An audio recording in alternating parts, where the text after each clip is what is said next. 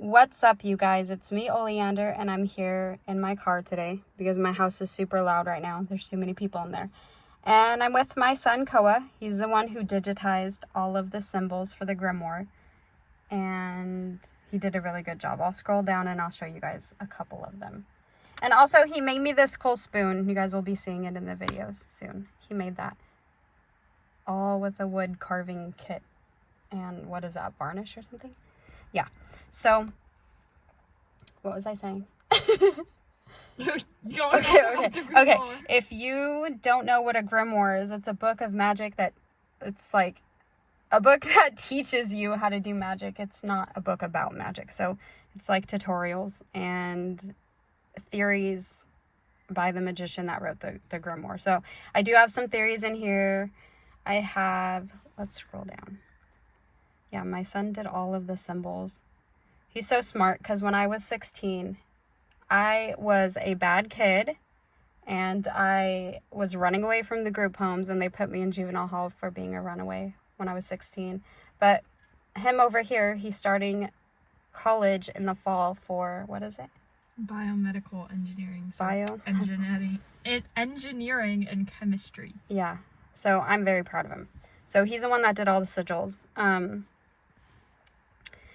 This is the context. We got the contents.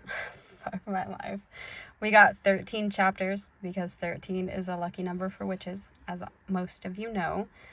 So the first chapter just really goes through the history of the devil in the context of witchcraft. Did I say that right? I'm getting side-eyed.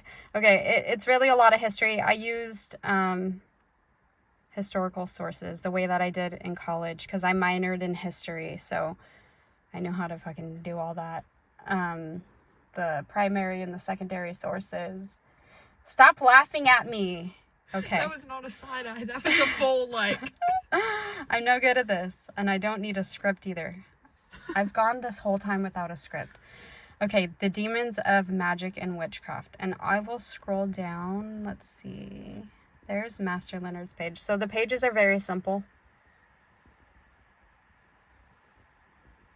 And here's Eligos's. So I designed all of the sigils for all of the 100 and I think there's 140 demons in my grimoire. And in the book it explains exactly why I chose to do this, but it does have something to do with the way the old sigils were created, with the energy of commanding and trapping and stuff like that. These are made with the energy of respect and stuff like that. So let's see. And I go into further detail. I'm a much better writer than I am a speaker. I promise you that. So then we have black magic.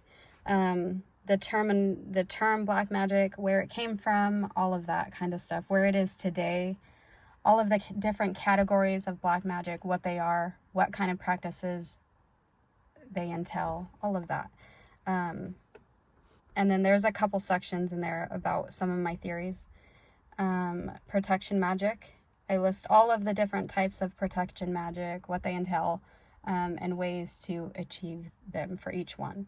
So ego and mindset, you guys know that people talk shit about my ego, but it is only like that when I'm doing my magic. I'm not walking around out here everywhere with a big ego.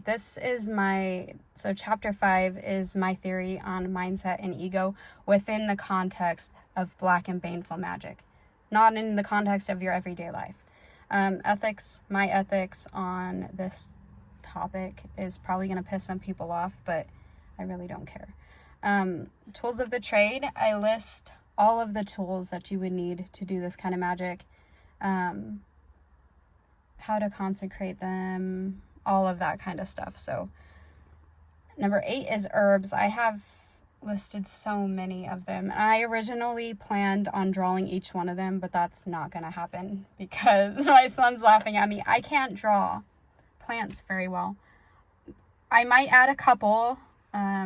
But yeah, I think I'll help pick those out. Yeah, so it would be just better if I didn't do the art by hand anyways. So yes, I might add a couple. I don't know. I haven't decided yet. Locations. I listed a whole bunch of locations and the energies that are associated with them and what kinds of things you could be doing at those locations, why they're good, and all that shit. Preparations for number 10. And this grimoire isn't gonna be like the old ones. It's definitely more modern, and it is going to be much different from any grimoire you've ever seen as far as preparing to do this type of witchcraft. I feel like the old ones are kind of outdated, but that's as much as I'll say about that. Where are we?